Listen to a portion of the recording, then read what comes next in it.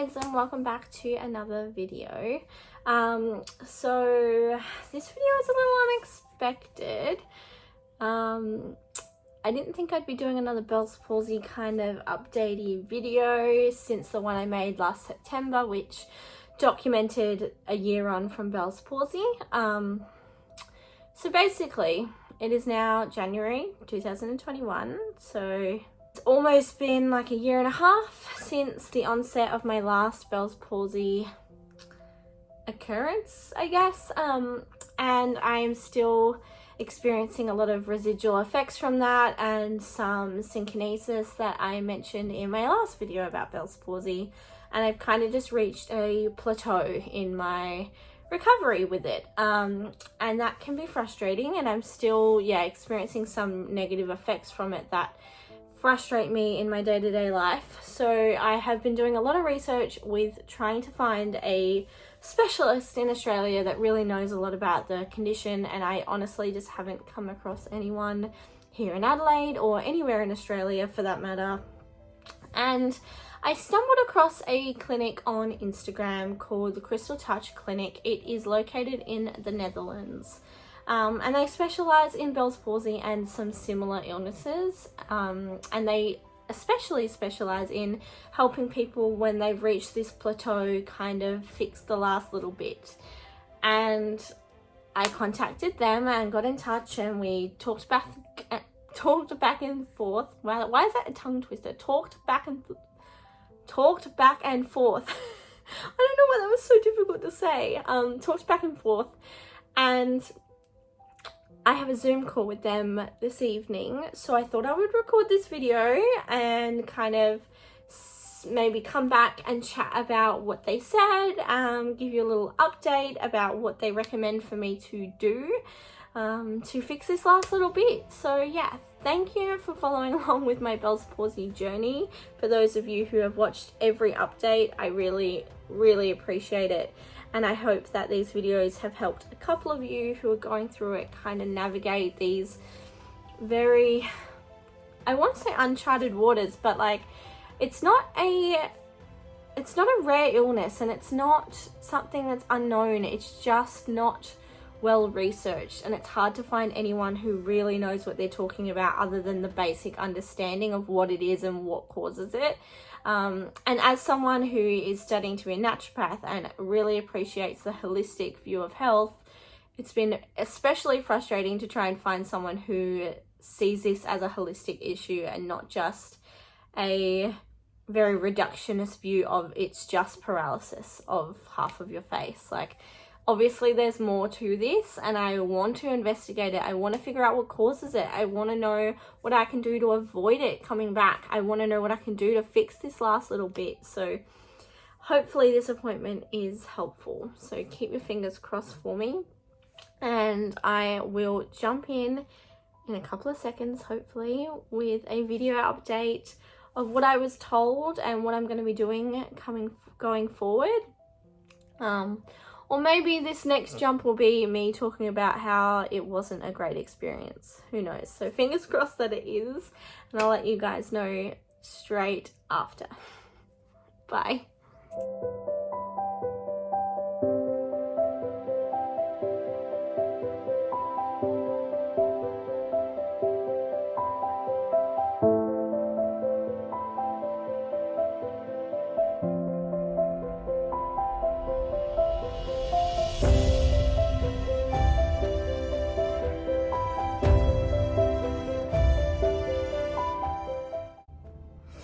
So I just finished my Zoom call with the specialist from the Netherlands. His name is Alex. It was incredible. It just felt so good to be understood. And obviously I haven't stopped crying. And it just felt good to talk to someone who knew what they were talking about. Yeah, it was absolutely incredible. And I'm really hoping that I can go forward with, they have like a rehabilitation program basically It's like 12 sessions where they teach you certain movements and like massage techniques and things to help get everything back to how it was, or as well as it could be. And it sounds amazing, and it's exactly what I've been looking for.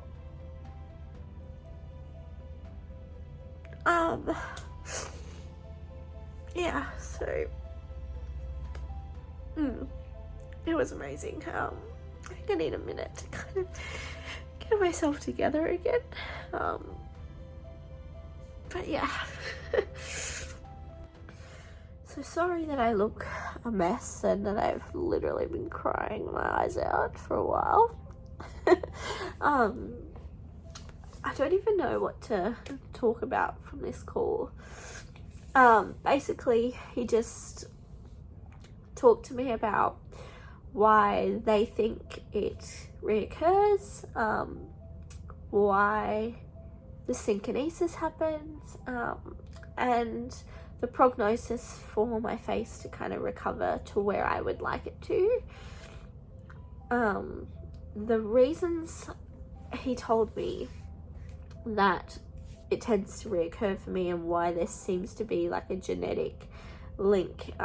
He said it's not so much a genetic link, but more so that it's likely that the bone that kind of houses the facial nerve is small, and therefore when that nerve gets inflamed, say due to a virus or due to stress or something like that, that it hits the bone and then gets damaged, which to be honest has been my theory all along.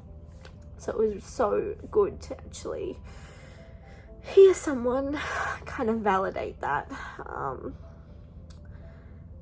And he discussed with me about the synkinesis that I have left over and why that occurs. And basically he said that because our brains fire the messages to the muscles that aren't working properly. So let's say I'm trying to smile and my brain was sending messages to my mouth to lift these muscles and smile, and obviously those messages weren't getting through properly.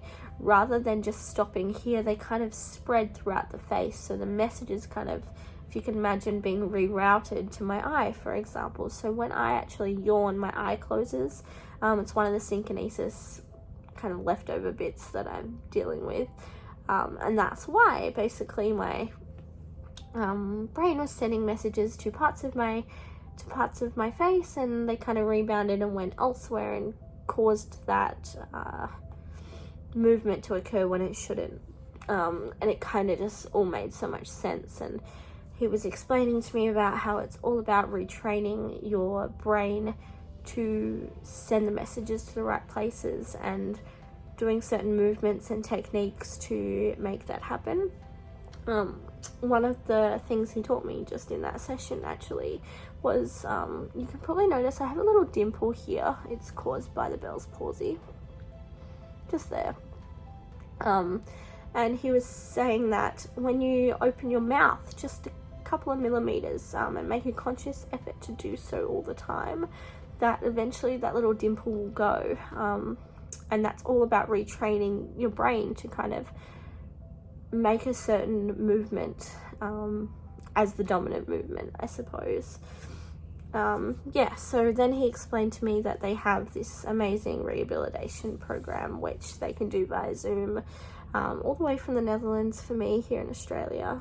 It is awfully expensive, which is a bummer because I'm not really sure if or how I can afford it, but I really want to do it.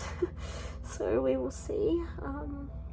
But it sounds worth every penny. Like, honestly, it sounds amazing. Yeah, so we will see. But yeah, thank you for following along with my journey, and I will be trying to go forward with this. I don't know if I do go on this kind of program with them. I'll definitely be taking you guys along with me. But I have to thank you all for just being here with me on this journey over the last few years. It's kind of hit me tonight after talking to him how much this has bothered me without me realizing it.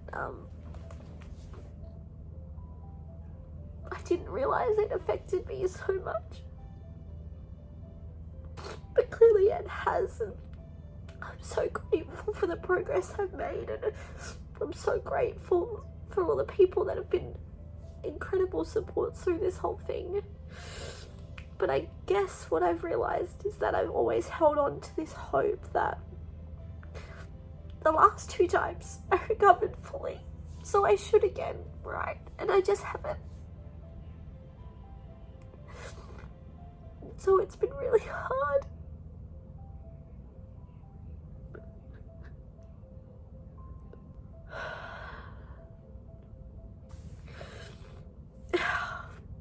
It's been a journey, huh? I'm so grateful to have a place to share this, and I know it's helped a few other people going through it. And that's what means the most to me. So yeah, thanks for being here, and should I go forward with this journey, I'll take you along with me, and if not, I think I have found a lot of closure from just that call with him. So yeah, we will see. Thanks for being here, and I hope you stay for all my other videos as well. I've really enjoyed creating this safe space to navigate this problem, and it's been so amazing to connect with other people that have gone through this. So if you're one of those that have reached out to me, it means the world. So thanks for being here, and I'll see you in another video. Bye.